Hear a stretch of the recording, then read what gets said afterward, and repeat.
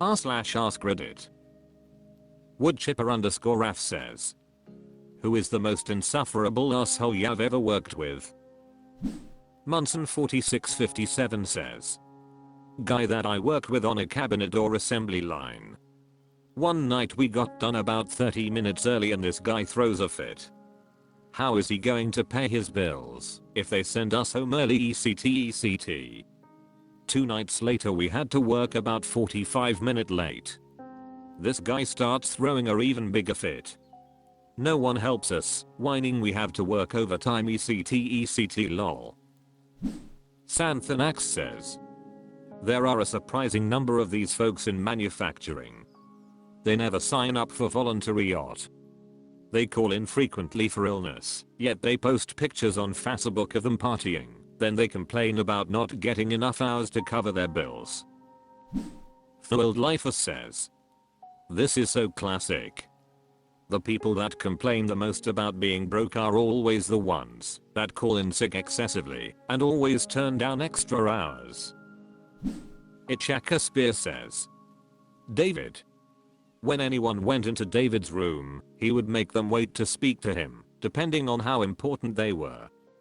So his boss didn't have to wait at all, his equals and his secretary would wait until he finished the sentence.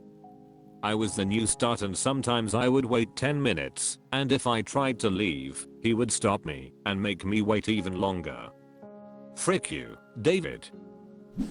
Lorablica says, I had a guy do this to me. I sat down, whipped my phone out, started reading emails. When he got done writing whatever email he was doing, he asked me what I needed. I said nothing now. I sent you an email. I got up to leave. He started calling me back. I said it's all an email. He continued to tell me to come back. I did. He asked what I wanted. I said it was in an email. He asked me a few more times what I wanted. I said I was tired of watching him write an email and that if I needed anything from him in the future I would email him. He never pulled that shit again. T_Hops says, I'm confused. Did you have a meeting with him or did you just drop by randomly? If you had a planned meeting then yeah, I'd be super annoyed and would do something similar. If it was a drop in, you shouldn't expect someone to just drop their thought and work that they may need to get out.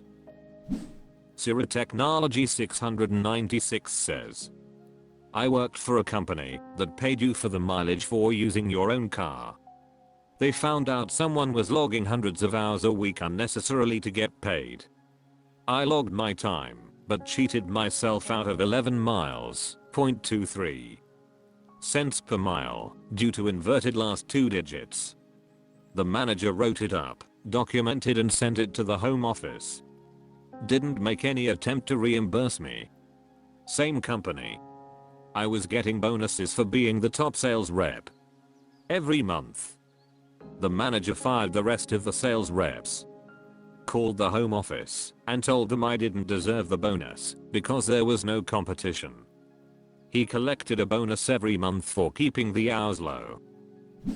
Gatalagalize says, that sounds extremely illegal. Sketchist says, they really need to make it illegal to incentivize management into cutting hours and downsizing. The management is too stupid to understand optimization, so they just cut hours and try to convince the remaining staff to work harder. They just end up fricking over the staff that actually works by either motivating them to work elsewhere or inspire the lazy staff members to be even lazier. Naturi Smehapi says, lady tried to get me fired and was totally harassing me. It backfired and she was escorted out by hours. I've been with my company for almost 10 years now. See you never. Quinch says, yeah, I just went through 2+ years of hell because of a total abusive gaslighting coworker a-hole. She would say abusive stuff to me when no one else was around and then completely deny it with management. She would create weird situations to make me look bad or crazy and would daily attempt to turn coworkers against me. She would straight up mock me in front of coworkers and customers. Also, many incidents of her mocking me for being a guy and being too sensitive. Shit like you are too sensitive. You should be able to handle what I say. She even knew I was sober, 25 plus years, and on a couple of occasions managed to make me feel like shit, as if I was some total scumbag. It was unbelievably frustrating, and I had no idea how to handle all this.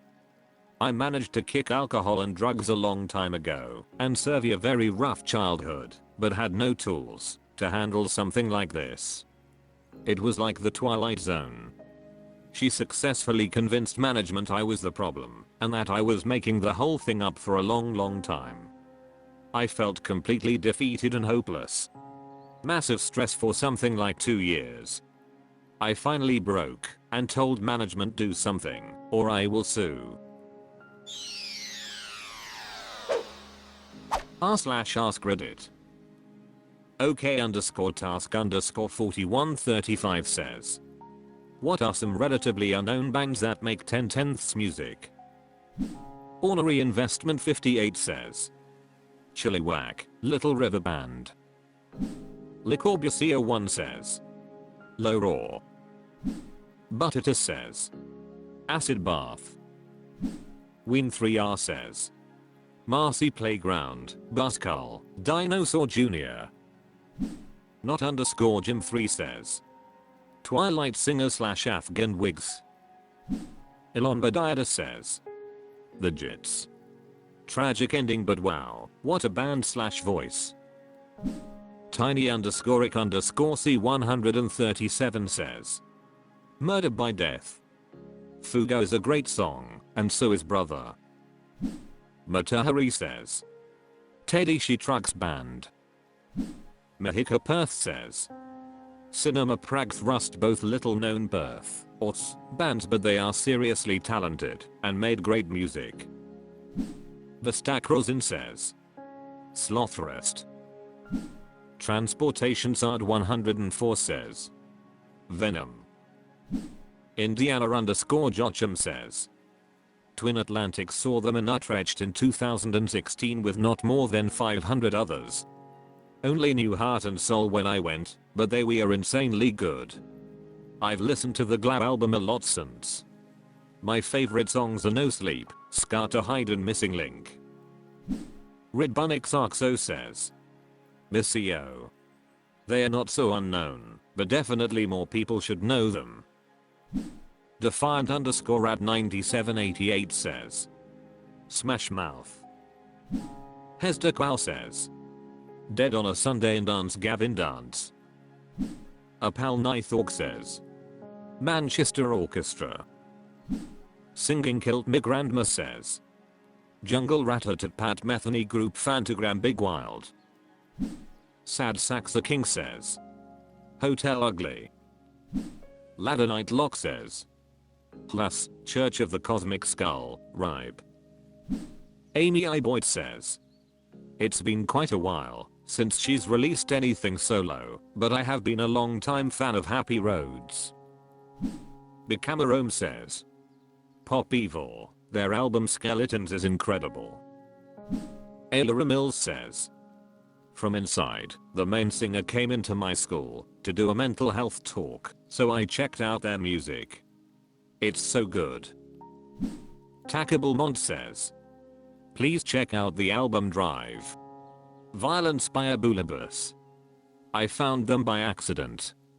I was watching Parks and Recreation, the episode where Tom makes the Tommy Fresh cologne. When Ben described it as smelling like a teriyaki hairpiece, I thought it would make a great band name. Googled teriyaki hairpiece music, and this album popped up. I fell in love. Dragar says. Omar and the Dakers, looks like someone else picked up the name. I'm thinking of the one from 1983. Material_ambition_95 says. Scandal. Tarman 245 says. The butterfly effect like Thieves the Big Push. Iksuki says. Stain the canvas. Bambana Quinn says. Daniel Marnie. Tohadarknessigo says. Tons, I could list a million bands.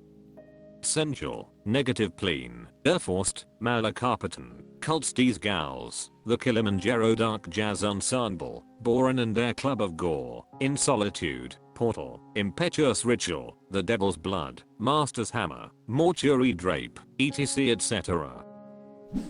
Blow Josh says.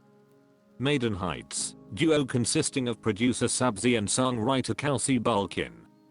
Disbanded a few years ago and wiped themselves off streaming platforms. Can still find their music on YouTube though.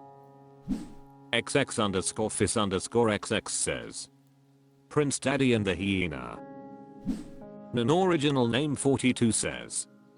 Trams bats no spill blood just mustard. Embarrassed Bowl 230 says. Don't know how unknown it is but, Zucks they only have 3 albums I think and then quit. Someone like CDS says. Socializo is pretty good emo. Alex Theliter Algid says. Not a band, but a guy named Boy with Oak. Spanx says. Raybull. CL0 Udkasel says. Direct hit, Arlen Gun Club The Narcissus Cookbook.